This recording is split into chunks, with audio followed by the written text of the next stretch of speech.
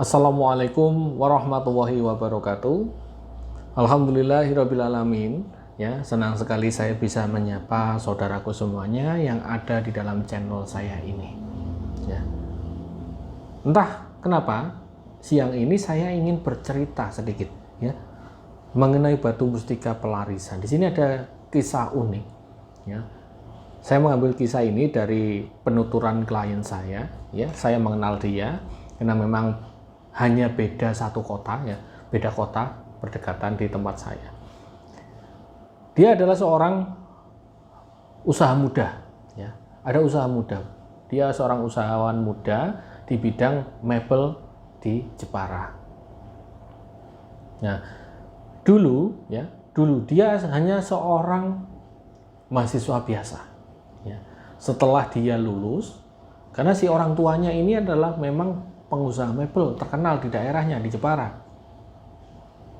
Usaha mebelnya sangat maju, kirim ekspornya ke luar negeri ini terus-terusan begitu.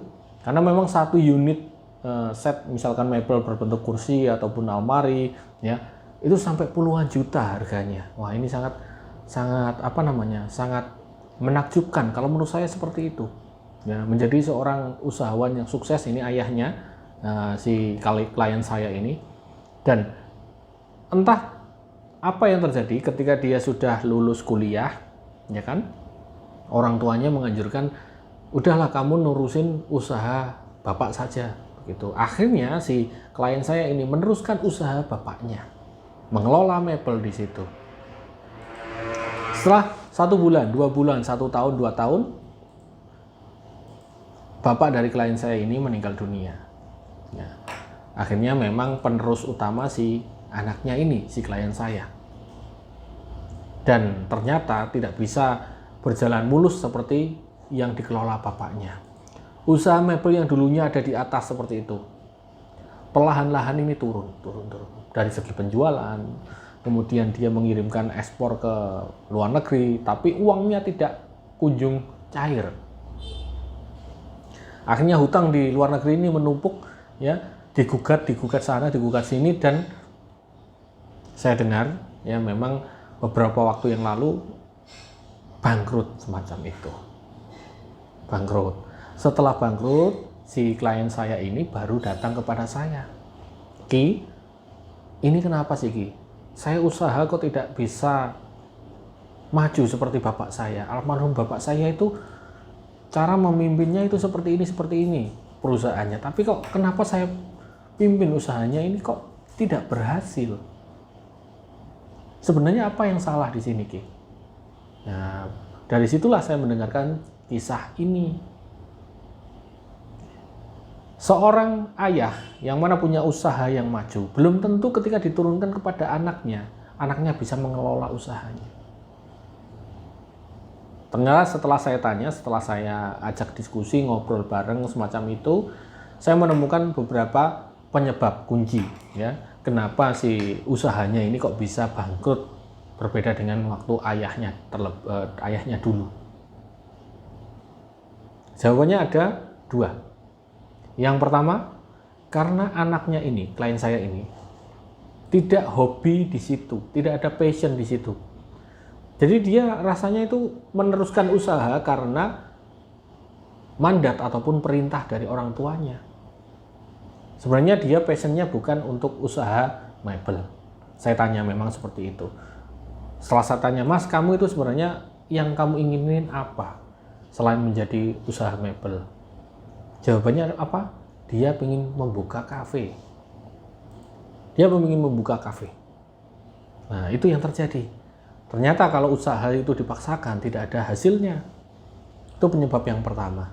Kemudian penyebab kedua, setelah saya lihat orangnya, saya lihat kelakuannya, karakternya, energinya, ada beberapa yang tidak sesuai.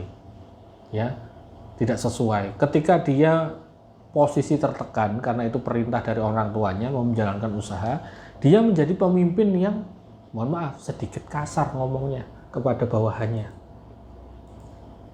Sedikit kasar. Ketika ada di sana kan pekerjaan, ada yang tukang ukir, ada yang tukang amplasnya, ada yang merangkai, ada yang finishing, kan semacam itu di usaha mebel.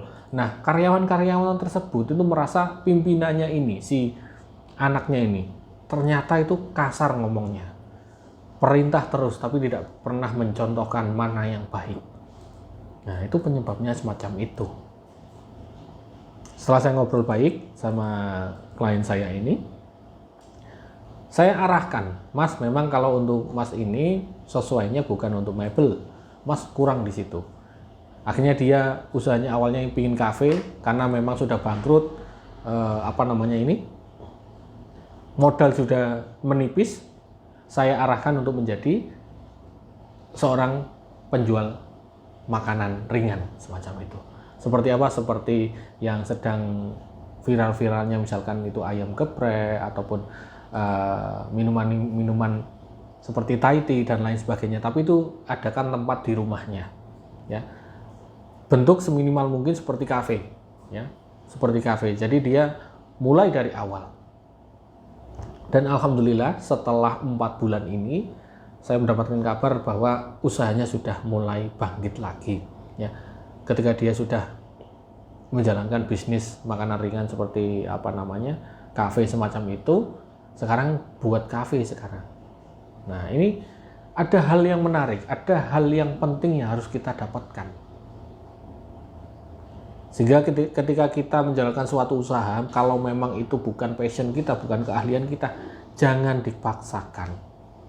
Mending kita ganti dengan apa yang kita minati, kemudian kita perbaiki apa yang ada di dalam diri kita dan di tempat usaha.